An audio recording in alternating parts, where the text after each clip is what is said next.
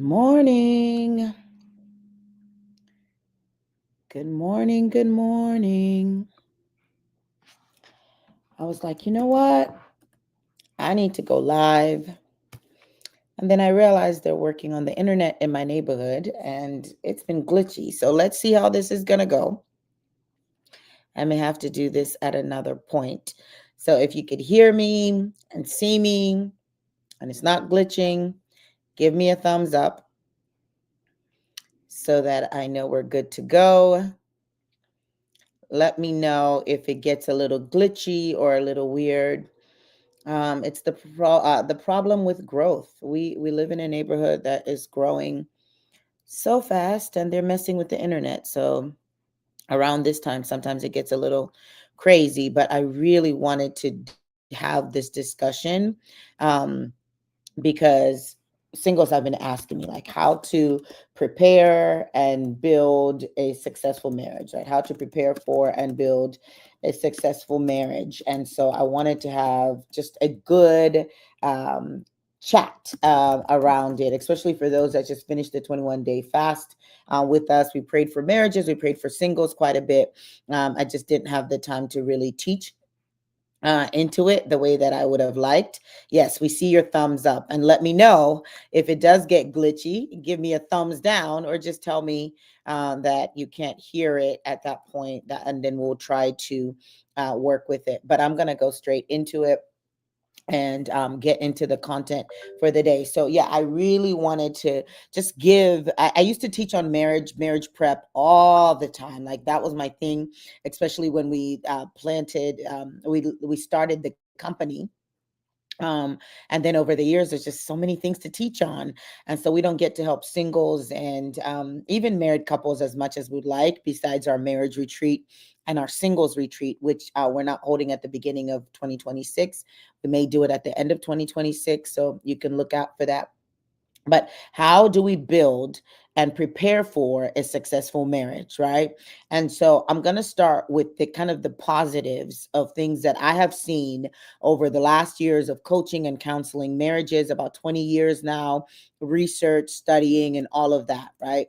So the first thing that I think really helps. No, let me start by saying this. Anyone can get married. That's why we got all kinds of people that are married, right? But I'm not talking about just getting married. I'm talking about getting married and having a fruitful life. I'm talking about getting married and having a happy marriage. Because really, and even some of you guys that may still be single, you could have gotten married a long time ago, but you knew that if you married that particular person, it was probably not going to be the best situation. And I know that sometimes it can get really frustrating and say, man, um, I could have been married, or why didn't I just say yes to that person? Right. But you know, in the long term, it's not going to be the best thing. So I'm talking about how do you get married and have a healthy marriage? And so one of the first things that is really important, and you guys know, you know me, is going to be that you have clarity about you. Like, you know who you are, you know your strengths, you know your weaknesses, you know your challenges, you know what you're really good at, you know what you bring to the table, and you can clearly communicate that to people when they're interested in you. Not just all the wonderful things, but you can tell them, you know what, let me make sure. I remember dating my husband and telling him, hey, I'm really driven. I'm really ambitious. I've written books. I'm doing ministry. I have a career. And he said, good, right? Because that's what he was looking for. One of the biggest things I have seen is that singles are not willing to be honest at the beginning because they don't want to lose that person.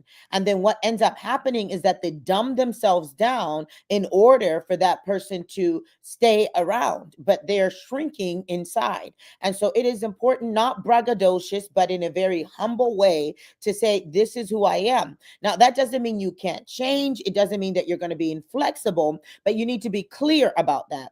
The other thing you need to be clear about from the beginning is, hey, I really struggle with disorganization. I am not the neatest person. Or, hey, I may, jump in and interrupt a lot. And the only way that you can do that is, one, you feel confident about who you are as a son. and you're clear about your strengths and your weaknesses. This allows people to be able to decide from the beginning whether or not they are for you or they're not for you. And I'm not saying that you talk about all of this on the first date, but I call it the information gathering stages. The first 2-3 weeks or 2-3 months, depending on how your courtship goes, this is when we're getting to know each other. What are your likes and your dislikes? Where are you going? What is your vision? What is my vision? How do I, how do we see ourselves working together? And you don't have to talk about that right away, because they might, be like, take it easy a little bit. But if you don't know who you are and you haven't done the work of growing in your identity, if you haven't done the work of growing in the areas that need healing, it's gonna be a train wreck at some point, right? The other thing that I've seen with marriages that have worked is that people may not know fully, but they're willing to learn. They're willing to evolve, because this is what happens. People want a 1, 2, 3 step on how to find your mate, but if you talk to somebody and they're like, you know what, I've never thought about my vision, but let me think about it and get back to you, that's not a red flag. That's a green flag. If they say, you know what, I don't really know what my weaknesses are, but I'm willing to learn them, that's not a red flag. That's a green flag, because they're willing to learn. They're willing to figure it out. They're willing to go there. And so those are some of the things that you want to be looking for. So you're clear about who you are. You're confident about who you are. And you're not struggling with things like comparison. You're not struggling with things like competition. You're not struggling with things like jealousy. And sometimes you don't know until you get into a relationship that this is an area I still got to work on. And being honest when you got to work on those things, it is really important. So honesty, transparency, and clarity around who you are and what you bring to the table have always been great markers for a great marriage. Another thing that I have seen for marriages that have succeeded is that both people work. Both people, either the both work or they both are have an understanding of money, and they have a plan on how to grow their money. The marriages that I've seen struggle the most, especially in the last several years, is money issues. Money issues. One doesn't want to work, the other one works, they don't make enough money, they're fighting about money all the time. While some of us like to think about love and marriage as just this emotional, spiritual thing, money is really, really important. Now, you both can have nothing, right? But you both have the same vision. When Pastor Soso and I got married, we didn't really have nothing at all. We were budgeting literally every single thing. We lived in a small apartment that at that time was $600 a month. Now, since we've been married, we've never missed a bill in our lives, but we lived below our means in order to make our ends work. And so if you don't have money, both of you need to have a vision on how you're going to grow your money. You need to have a vision about where you're going. What does work look like? How do we build together? You need to talk about money on a consistent basis. We tell our married couples all the time, the couples that are willing to talk about money have the best sex life, because money has to do with the heart. And that is the area that we want to hide. We don't want to talk about our credit. We don't want to talk about how much we owe. We don't want to talk about how behind we are. But if you cannot be honest in those areas, you cannot be honest in other areas. Yeah, not only are we now successful business owners, we have, we've built a 7-figure company because both of us understood that where we were is not where we were going. We both understood that we were both hard workers. That when I started my business, Pastor Soso was in school getting his master's degree in medical physics. And so he was working because he's always going to work. He's a Nigerian man, but it wasn't enough because he needed to focus on school. So what did I do? I built a business. I had a whole doctorate. It was my season to make sure that we had more than enough.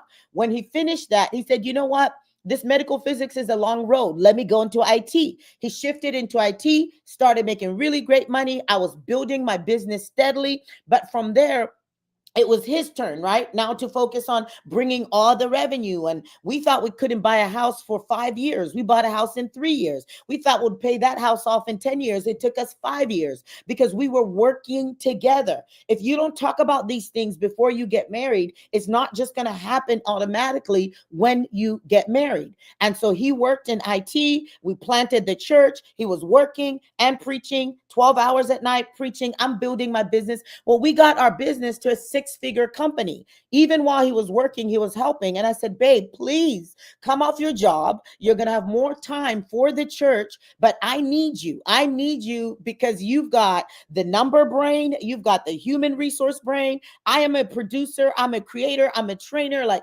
and he came off his job, right? And came onto ADF, which is huge for a man, but that means that he knows who he is. He's not defined by any of that. And plus, I gave him a raise, right? So his company was already paying him nearly six figures, but I didn't even really give him the raise. He manages the money for ADF, but he could earn just as much, right? And we could build now from a six-figure company to a seven-figure company because we knew where we were going. There's no way I could have built what I built without my husband, but there's no way we could have done that if he wasn't willing to look for the bigger picture. The big picture here wasn't about who's working and who's not working, who's making more money, who's not making more money.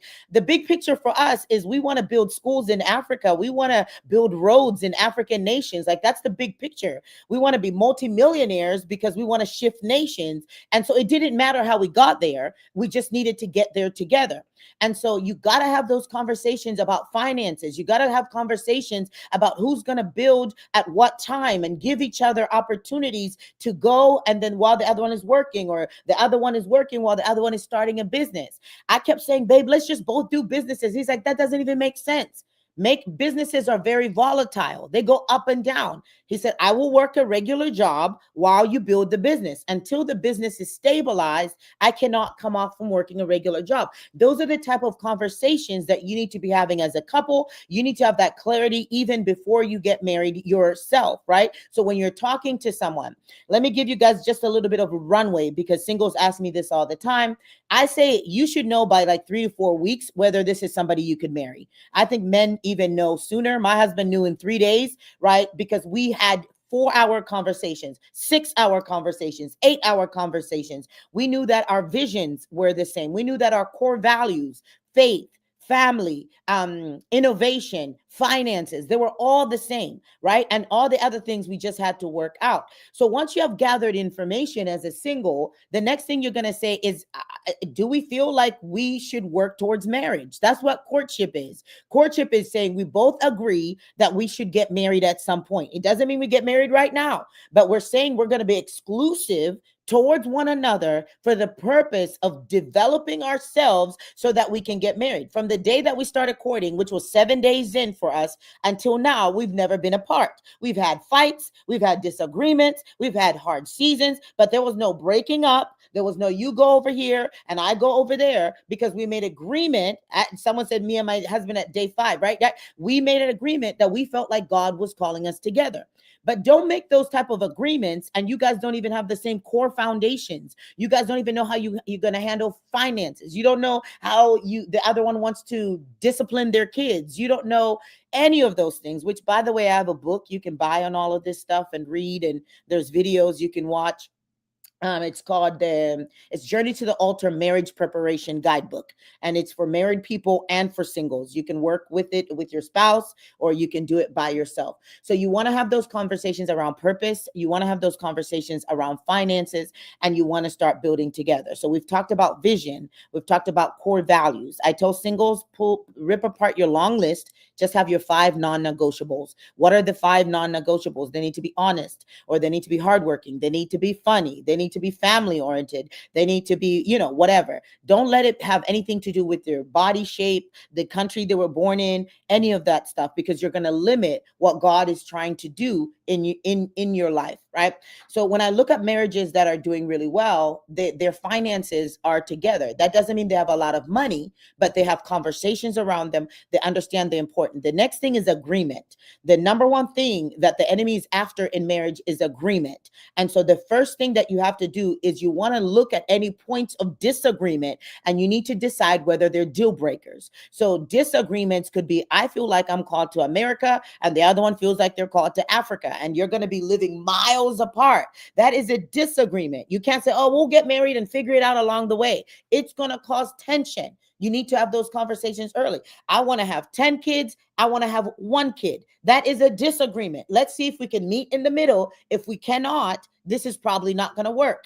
I feel called, I don't know, to just do ministry full time. And the other person says, we need to be bivocational, ministry and have a job. Y'all can either decide if you're going to work it or not. One thing I ask couples when I do marriage counseling, which I don't do a lot, I've trained teams to do that at our church. But one thing I ask them is, if this person never changes, would you still want them? If this person, if their attitude, if their view, if this little thing that irritates you never changes, would you still stay married? If you marry somebody and you know that there are areas that really grind you and you say yes, this is when I tell people the one becomes the one. People say, oh, he's not the one anymore. No, no, no, no, no. The one can become the one, but you've got to die to yourself. They've got to die to themselves, and y'all got to work together. But if you knew this is how they were before you got married, and I tell singles this all the time, the Lord gives you red lights, but singles just like to run them. You had all the red lights, but you were just so excited and so in love that you passed it. Guess what, baby? You're in the car now together. Y'all got to figure it out. Unless he's beating you, unless she's cheating on you, unless there's extreme neglect or abandonment, you got to figure it out, right? And that's why marriage is for grown folks. The last thing that I see that really helps build successful marriages, we've talked about vision, we've talked about finances and purpose, and we've talked about agreement, right? Agreement, as little as, oh, that's my money and that's his money. That's going to be an issue. When we get upset, one sleeps on that bed, the other sleeps on this bed. That's going to be an issue, unless, the only time I've seen this work is someone snores really, really bad, right? Like really bad. So then the couple comes into agreement and they say, okay, we're going to do the do, and then we're going to go to different rooms, right? And they're in agreement. But you can't say, okay, it's time for bed. One goes to this room and the other goes to that room. You've created a place of disagreement, and every place of disagreement becomes a foothold to the enemy. The people that do really well in marriage are flexible. They are extremely flexible. I have seen several of my daughters have married guys from other countries, and they go to that country and they are in the dirt with their mama in the village, and they are trying all the different kinds of food, and they are, not ill when they have certain smells and all of those things. Those are the type of women that, one, are women. All right. They are willing to do whatever needs to be done in that moment as that person is growing and all of that. And it doesn't have to be that extreme, right? There are some men who are inflexible as well, but it's not as bad as women.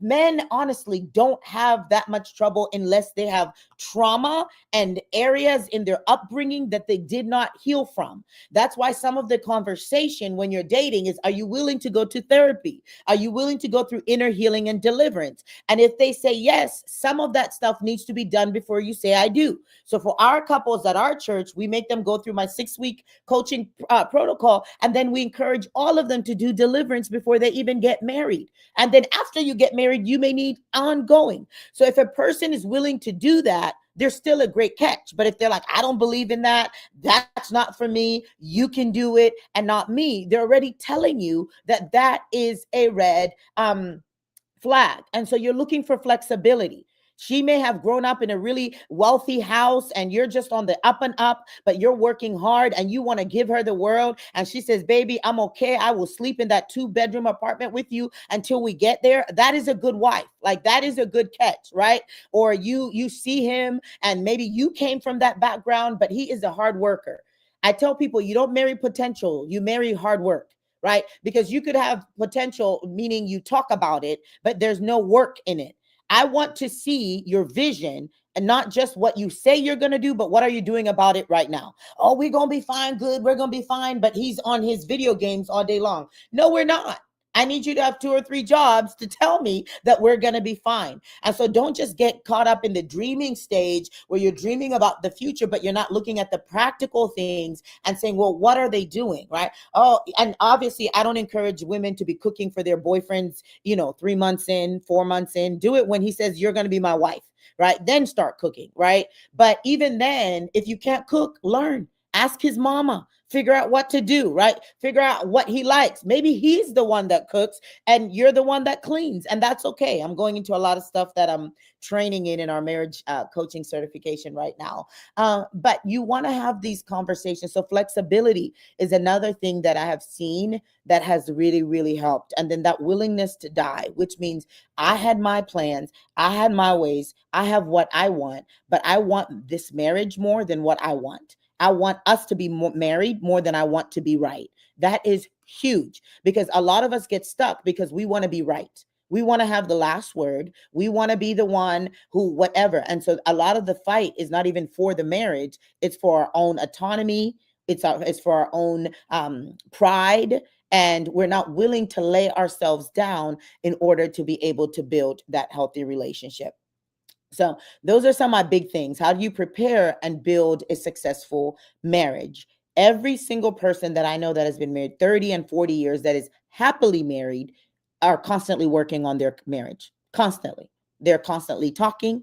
They're constantly bringing things up. Not mean every day, but when there's seasons of development, they go away on retreats. We do that 7-7 method, right? Every 7 days, you have a date. Every 7 weeks, you get away for a small getaway. And every 7 months, you get away for a long getaway, right? These are all different things that help fuel your marriage. But if your identity is not clear, if you guys don't have clarity about purpose and finances, if there's a lack of agreement in the key areas, the agreement doesn't have to be like, I only watch these type of movies, so you got to watch these movies. No, the agreement has to be on the core areas, and then lack of flexibility are the things that break marriages. So I want to take a couple of questions, and I want to invite you guys to VIP Day, whether you're single or you're married. This is a place where we coach and we develop people in marriage. We develop and coach them in their businesses, in their ministries, and in their personal life. So if you're like, I just got to work on me, I got to develop my strength and all of those things. Singles, there's a singles price for you. And then married couples, there's a married price for you. And it's fun because I get to work alongside my husband. Our pastor is there, and my spiritual mother is there. And then we have special guests. You guys get to ask lots of questions, and we work you through all the personal stuff, but as well as vision and building and all the things. So we have less than 70 spots left. It's probably going to be closing in the next 2 weeks. And so I want to encourage you. The payment plan is closing September 30th for VIP Day for the conference. I want to encourage you to sign up for that ASAP. You can also watch it online from where you are. If you have a question, put #Q, and then I will be able to answer that question. And then we will go from there. So if you have questions, we're talking about building a healthy marriage even before you get married and while you're married. What are the things that you need to do? So what do you do when he's not ready for deliverance or inner healing outside of prayer? You make a decision. Are his issues so bad that they're only going to shift through inner healing and deliverance? If the answer is yes, then I would wait. But if it's just a small thing that inner healing and deliverance could accelerate, but other than that, he's a good man, you guys are happy, you're building together, whatever, then maybe you can overlook it. But it just depends on the severity of the issue that is going on. All right. How are you? Always a pleasure. Oh, bless you. Good to see you, James. What if he doesn't currently go to church, but he is open to going with you? Well, let him start going, right? Let him start going before you make a commitment. Let him have his own relationship with the Lord. Let him go when you're not going, right? Because if he goes with you, then he's only going to go with you, right? But if you want him to lead your family, he needs to be able to want to go to church without you. He needs to have his own relationship with the Lord. If he's open to going, if he's open to learning the word, if he's open to you guys studying together, those are all great signs. But at the end of the day, you need to make sure that he has to want to do it on his own, even without you.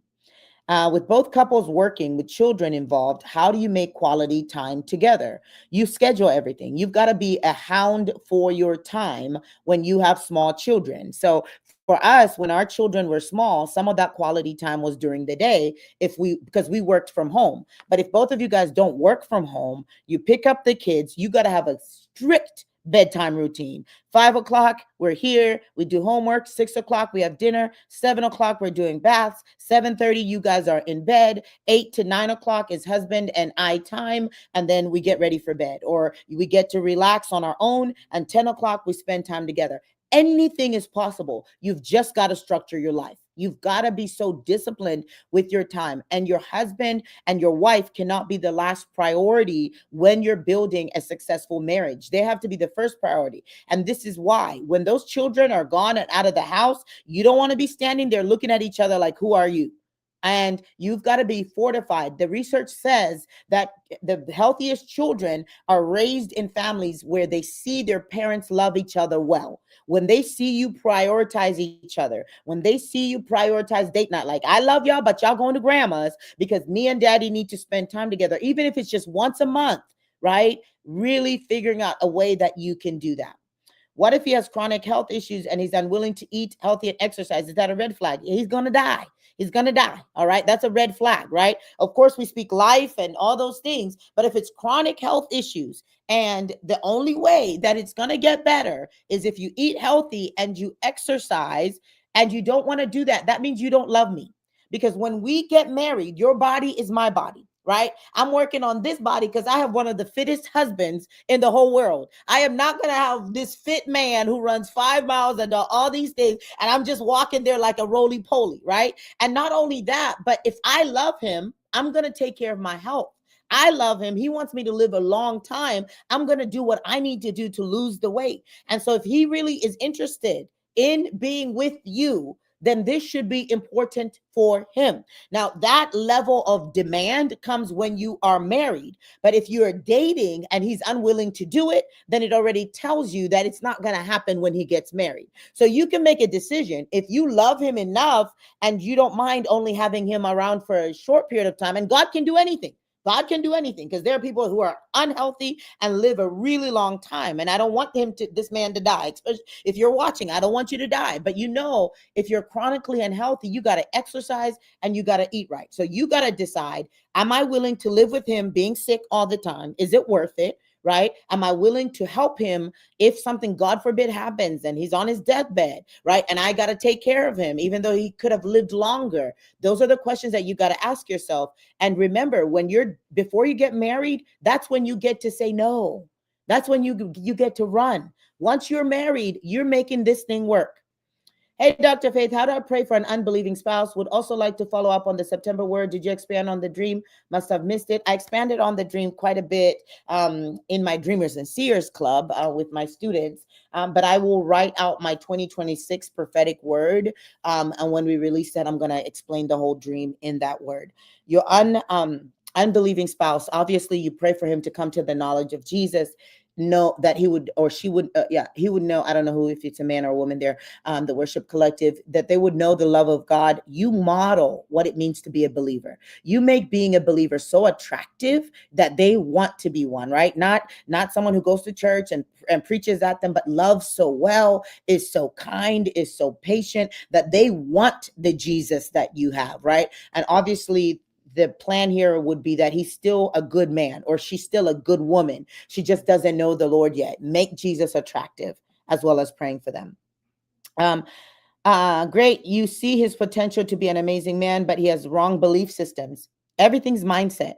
If your mindset and your belief system is off whack, it's going to show up in how you see your world. It's going to show up in your decision making. And so when you say belief system, I don't know if he's an unbeliever, because that would mean you're unequally yoked. The only thing that the scriptures say that we have to be mindful of when we get married is that we're equally yoked. That means we both love God and we serve God and we live for him. That's what it means to be equally yoked, not just as a knowledge of God or whatever. Like, you're both on the same, not necessarily level, but the same desire to know him and to love him and to serve him. All right.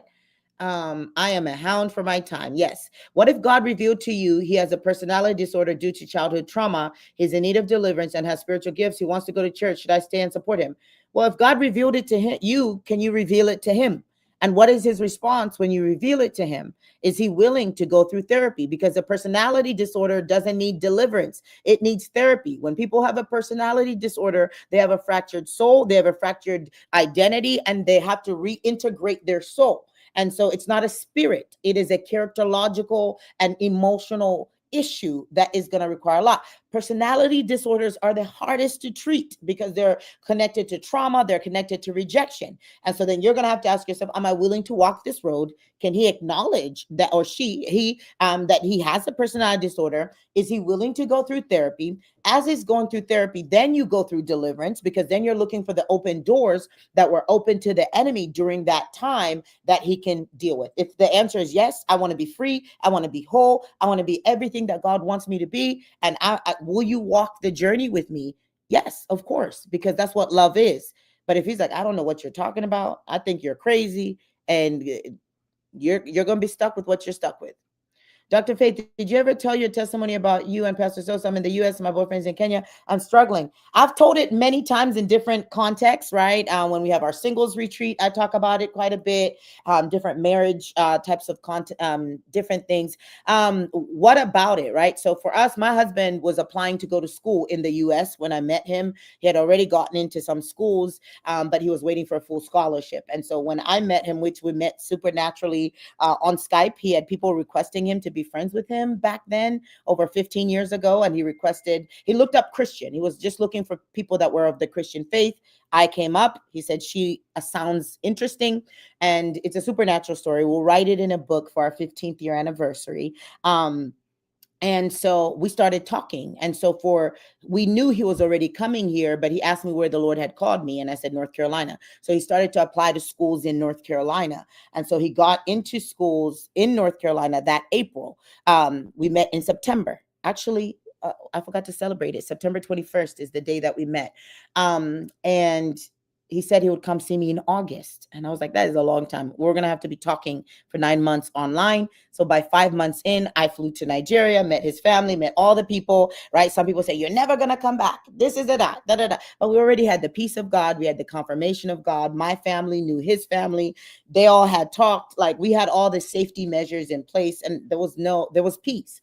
So we met in February. He got into school in April. He came that August. We got engaged that December, and we're married that April. And so that's kind of the long short. But those 9 months of being apart is hard. But if it's worth it, you do whatever you do. You do date nights on Skype or on Zoom. You dress up, you talk. And I love being apart just because you get to talk so much. You get to really, really understand each other. And then it's the work of when you come together, right? Because now you're in the same space. So that's part of our testimony. We've been married now almost 14 years. We call it Love at First Skype, because only God could do it. How do you rebuild love and connection after the ex-wife and stepson have drawn us apart, making him choose between me and his son? No, you made him choose between you and his son, right? And I know that's like, ouch, Dr. Faith. How could you say that? When a man has a child, right? That's a priority. And when you get married in a blended family, as a wife or as a husband, you're saying, I'm willing to make your children a priority too, right? And so how would I be the one who made him choose when he's the one who's calling him and has to hang him and because I can choose to be supportive of whatever decisions he's going to make in order to be with his son. Now, the ex-wife, now, if she's coming in, calling beyond boundaries, not honoring those boundaries, then it is the husband's job to set those boundaries, to guard you, to protect you. But as a wife of a blended family, right, your focus should be, how do I make sure that his kids feel loved, his kids feel supported, even though he is now married to somebody else? So I know there's probably more details and more semantics to it, but I just want you to think about that concept there. Dr. Faith, do God allow us to pick our staff, even if you heard a name, but that name doesn't line up with God? Does God allow us to pick our spouse? God can show you that somebody is going to be a good spouse. And you do have to be the one who chooses them. Because if God chose them for us, we would blame him like Adam and Eve. Adam said, this is the woman that you gave me. And I think ever since that day, God was like, y'all choose. All I'm telling you is that they need to love God, they need to serve God, and they need to be equally yoked, right? They need to be pursuing God with the same fervor. That's the only thing I'm telling you. And so, yes, you get to choose your spouse, and you have to choose them every single day, every day going forward. How to pray when you are in a marriage without intimacy or sex. So it's not a prayer point. This is a counseling issue. So you want to get to the core of what happened and when. Was it always sexless? At what point did it break? Was there any hurt? Was there any betrayal? Are there issues in communication, right? So for women, sex is about communication, and hormones rule the day for us. And we want to feel connected. We want to feel safe. And if he doesn't talk, if he doesn't hear our heart, and if he's not kind, then we don't want to have sex with him. For men, sex is a physical thing. Every 48 hours, a man should be having sex, because what happens, and I'm teaching you all the stuff that I teach my married couples, but you can sign up for the marriage retreat next time, so you know what we get into. But the sperm builds up, and after 48 to 72 hours, a man has to ejaculate, especially when he's been having sex for a consistent basis. So when that desire is no longer there, you're saying, is there something going on with your emotions? Is there something going on biologically? Are you struggling with pornography, right? Are you pleasing yourself? You've got to get to the root of that. And so when there's a sexless marriage, either the communication and this emotional intimacy is not there, that requires counseling. Y'all got to work through those layers. Maybe there's some biological issues that are impacting arousal and all those things, or there is hormonal issues. You got to talk about it. Y'all got to do tests. You got to get to the core of it and do the practical work. It's not a prayer point. There's a reason why couples don't have sex, and it's going to be one of those 3 or 4 reasons. Thank you, Diana. I'm working on it. I got about 25 more pounds to get to the ideal weight that I really want to have. And so I'm excited.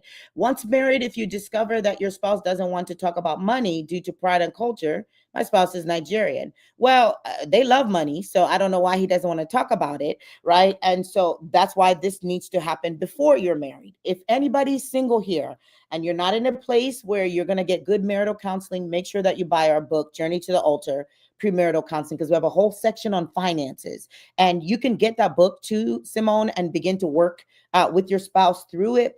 But if he works and he makes all the money, right, and he's paying all the bills and he's giving you a stipend, right, then you're good.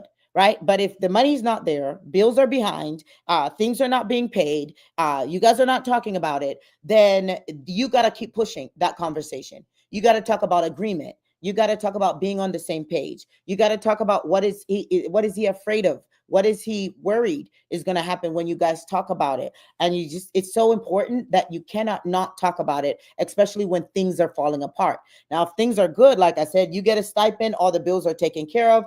You have eyes on the savings. You have eyes on what's being put aside. Each couple on a monthly or quarterly basis needs to be discussing all of their bills. They need to be discussing where they're saving, where they're spending, the adjustments they need to make. I hate those meetings. My husband is a finance expert, right? And he is like, you got to slow down sometimes, but you got to have those conversations if you're building together.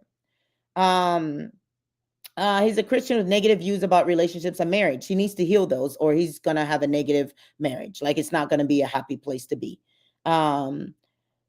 All right, let's see. Any other questions? Let me go on IG. I had forgotten to go live on there until later. And we were talking about marriage. We're talking about preparing for marriage and all the things. So IG, you're going to have to check out the rest of the teaching I taught at the beginning. I thought I was live with you guys, but I wasn't. So you'll have to check that out on YouTube and whatever else. But we're taking questions. #Q as we're preparing our singles and our couples for VIP Day. Pioneers, we get into some of these things. It's schizophrenia, personality disorder. It is not, but it is a severe, it's a psychotic, I can't remember the category that it falls into, and it is going to require work unless they're willing to be medicated, which a lot of schizophrenic people don't stay on their medication. And so you'd want to make sure that they want to take that. He says he wants to try therapy and medication. That's very good. How can I inspire a spouse who seems to have no want to live for Jesus? I got saved while we were married. What is some encouragement? So the thing that I tell couples like that is, why did you get married at first, right? Like, what made you fall in love with them? And you want to focus on those. He was maybe a good person. Maybe he was kind. Now, if the only thing you got married is because both of y'all could turn up and get drunk, you're really going to have a bunch of differences. But maybe there were other qualities that I need you to focus on as you're praying for them. And you may have to pray 10 years, 20 years for them to give their life to the Lord, but you want to be the best version of Jesus that they see. And the more that you see your patience, your kindness, your goodness, all those things, as you grow in that, you will hopefully win them to the Lord.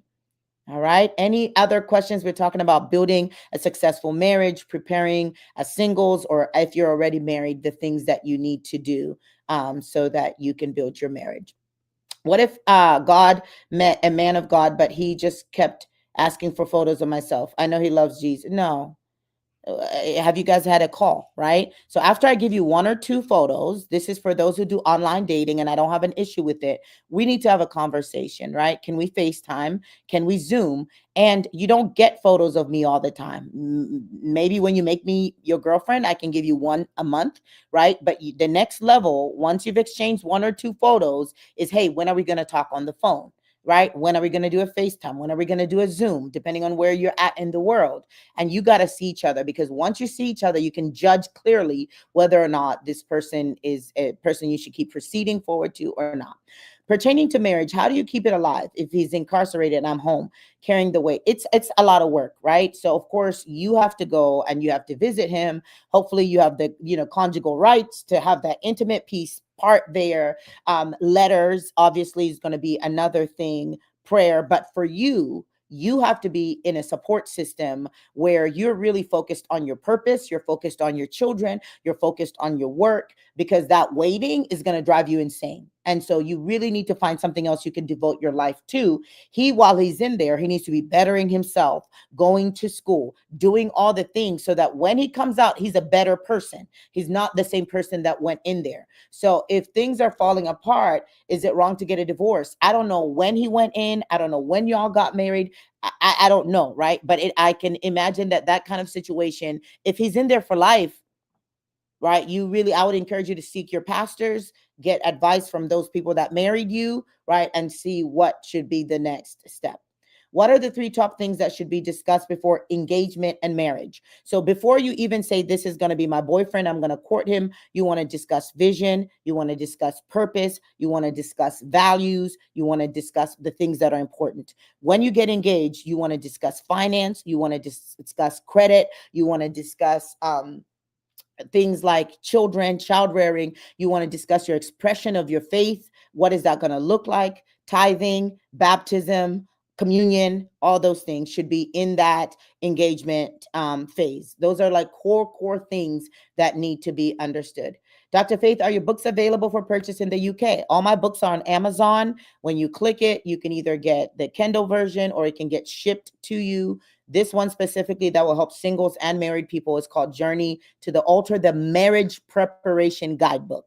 So you want to get the Marriage Preparation Guidebook. There's another one that's just for singles that tells you what to look for, how to discern the one, and all those things. If you're single, do you advise premarital counseling after you're dating or before? Well, premarital counseling is when you get engaged, but you can do some counseling before you get engaged to see where you guys fall, to see if you guys are a good match. There's nothing wrong with that. And then premarital counseling is right when you get engaged. It should be at least 4 to 6 weeks, y'all. This hall, we met with the pastor for 1 hour and he said we were good. That's what gets a lot of people in trouble. All right. What if you think, and we're going to be offering premarital counseling as part of our ADF. So we have a set of coaches that we're hiring, and they're going to be able to coach people in inner healing, in deliverance, in purpose, and all of that. And premarital counseling is going to be one of those coaching components that we're going to unravel very soon. So you will be able to get through premarital coaching through ADF very soon. All right, last question, and then I'm going to jump off. I hope you guys have enjoyed this. I love talking about marriage. I love preparing singles. I love helping couples. And I would love to further help you at Pioneers Conference. The online version of the conference is going to be open October 1st if you don't want to attend VIP Day. When you sign up for VIP Day, it covers that whole day of strategic development plus the conference. And you could either attend online or on site. So I hope you guys have prioritized that and you're grabbing your tickets. I think overall we have about 270 tickets left for the whole conference. And so you want to make sure that you grab those. One of my team members put my book link up there. How do you figure pretense in the first selection of starting a relationship before it goes too far? I'm not sure what pretense means. if they're pretending, right? So discernment. So this is what I tell people: if you meet somebody that you feel like might be the one, you want to pray. You want to make sure that you have peace. Two, you want to submit it to trusted people in your life. Hey, I met this girl. I met this person. I want you to meet them. I want you to pray. I want you to ask the Lord what you're sensing and what you're feeling. Never make a decision about marriage by yourself. You've got to bring people that hear God, that have your best interest at heart in the equation, and see if they can help encourage. If you see open doors in someone else's life, is that automatic? No. If they haven't dealt with them, no, you tell them, I feel like this might be a thing for you. Have you thought about dealing with it? And if they say yes, I don't know how, you help them. If they say yes, but I don't want to work on it, that is a red flag. All right. Matthew, you can email our team. Our team is, I don't talk to people directly like that, but you can email our team for any questions that you have about our things. I'm looking to remarry. I'm a widow. I'm praying for the best for you, even those that have been divorced. I would say heal, grow in identity, figure out what you did wrong in the past, because it's not always the other person. And it may not be a big thing that you did wrong. They could have done all the things wrong, but figure out your part and then ask the Lord to prepare you for what's next. All right. Bless you guys. VIP day, make sure that you get in there, or Pioneers Conference. I released a devotional, and this is going to help you heal and grow and all of that. It is $12 a month. You get devotions from me every single day. Let me put up that banner. And every month I'm teaching on prayer and strategy and all of that. $12 a month. That's it. And you're getting daily trainings, daily devotionals, and then once a month I train and coach you. You can sign up at daily devotion, bit.ly devotions with Dr.Faith. So that comes straight to your email every morning. You read, there's questions. Then once a month I will train you guys and develop you in the place of prayer, prophecy, strategic intercession. All right. So make sure you grab your daily devotional and you sign up for that as well. Bless you guys. I look forward to talking to you soon.